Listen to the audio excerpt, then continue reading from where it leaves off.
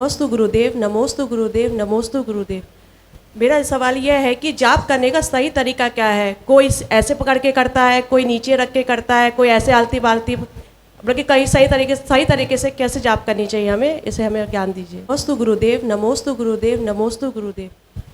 माँ, जाप पाप नष्ट करने के लिए किया जाता है और पाप नष्ट तभी होगा जब मन, वचन और काय, ये जो 3 योग हमें मिले हैं, इनको हम अधिक से अधिक स्थिर करने का प्रयास करें, क्योंकि जितनी चंचलता होगी उतने कर्मों का आश्रय होता ही रहेगा। इसलिए कौन क्या कर रहा है, कौन कैसे कर रहा है, ये भिन्न विषय है, पर उसके पीछे की वास्तविकता को समझते हुए ये निर्णय करना होगा कि जाप करते समय हम कम से कम पाप करें, पापों से बचने का प्रयास करें। ऐसी ही मुद्रा, ऐसे ही प्रकार से जाप करना उत्कृष्ट तरीका या उत्कृष्ट विधि कही जाती।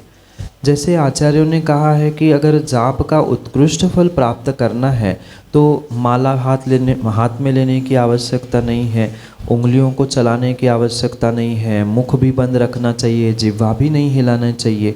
जो मानसिक जाप है यही वास्तव में सर्वोत्कृष्ट विधि है। मानसिक जाप का अर्थ है मुख बंद रहेगा, जिह्वा नहीं हिलेगी, उंगली भी नहीं हिलेगी, आँख आधी बंद आधी खुली रहेगी। अंतरंग में, मन में ही वह गिनती चल रही है, अंतरंग में ही जाप चल रही है, अंतरंग में ही उस जाप के अर्थ तक पहुंचने का प्रयास किया जा रहा है। ये सर्वोत्कृष्ट विधि है, पर हर काल हर समय इसे प्राप्त करना या करना संभव नहीं है। तो उसके लिए फिर जब मध्यम अंशों में जाप की बात कही जाती है तो जैसे बने वैसे, पर कम से कम उसका जो बैखरीपना है, मतलब जो बाहर फेंकने की क्रिया, मैंने एक बार सम्यक समाधान में समझाने का प्रयास किया था कि बहुत सारे लोग बहुत ज़ोर ज़ोर से नमोकार या मंत्र पढ़ने का प्रयास करते, मुंह आड़ा टेढ़ा बिल्कुल ऐसा करते, उनको देख के ही लगता है कि ये नमोकार पढ़ रहे हैं कि उन्हें कौन मार पीट रहा है, क्योंकि ऐसे बिल्कुल मुँह हिला रहा है, शरीर हिल रहा है। तो ये किसी प्रकार से जाप करने की विधि नहीं है। सौम्य मुद्रा होनी चाहिए, व्यवस्थित वह माला भी ले रहे हैं तो व्यवस्थित शांति से, माला की अभिनय नहीं हो। बहुत सारे लोग माला कहीं ज़मीन पे छोड़ रहे हैं, कहीं पैरों में लग रही है, कहीं और पसीने से लथपथ हो रही है, तो ये किसी प्रकार से विधि नहीं है। उसकी मर्यादा है, नाभि के नीचे माला ना जाए, हाथ में ही उसको लेकर विधिवत कार्य करना चाहिए। अन्यत्र कहीं जघन्य स्थानों में, मतलब नाभि के नीचे के किसी स्थानों पर शरीर को स्पर्श नहीं करना चाहिए।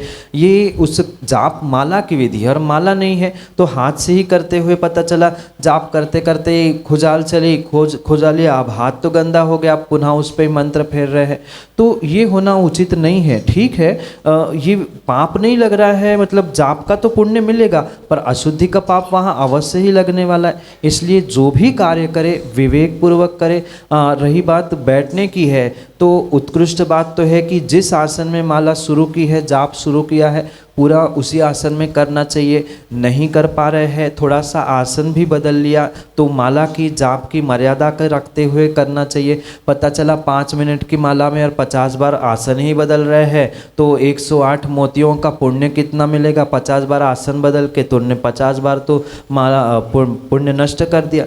तो ये विवेक रखना चाहिए कि पहले ही हम ऐसा आसन लगा है कि 5 मिनट या 7 मिनट, जितने मिनट लगते हैं माला फेरने में, उतने में हमारी चंचलता ना हो। कई बार ऐसा होता है कौन आया कौन गया कौन कहाँ, इनको देखने में ही वहाँ व्यवस्थाएं जुटी जाती है हमारे शरीर की।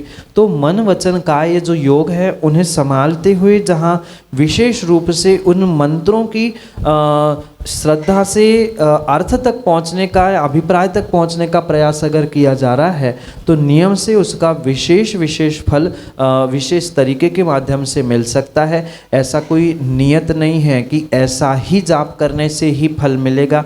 आप खड़े होकर, बैठ कर के, या कभी कभार विषमता में भी ऐसा आचार्यों ने आज्ञा दी है कि माना कि विषमता है, किसी के बैठने की भी शक्ति, टिक के भी बैठने की शक्ति नहीं है, तो वह लेट के जाप करे। पर जाप करने का मतलब ये नहीं है पे पलंग पे बेड पर माला लेकर बेड पर उसे स्पर्श करे। वह अंतरंग जल पर, मतलब मानसिक जाप के रूप में उसे करता रहे, पर माला का और हाथों का प्रयोग करते हुए विशेष स्थान आदि की शुद्धि का, उसका हाथ आदि माला आदि का स्पर्श करने का, स्थान आदि शुद्धि का सबका ध्यान रखते हुए मर्यादा से ही जाप करनी चाहिए। यही तरीका जाप का आपके लिए सम्यक समाधान है।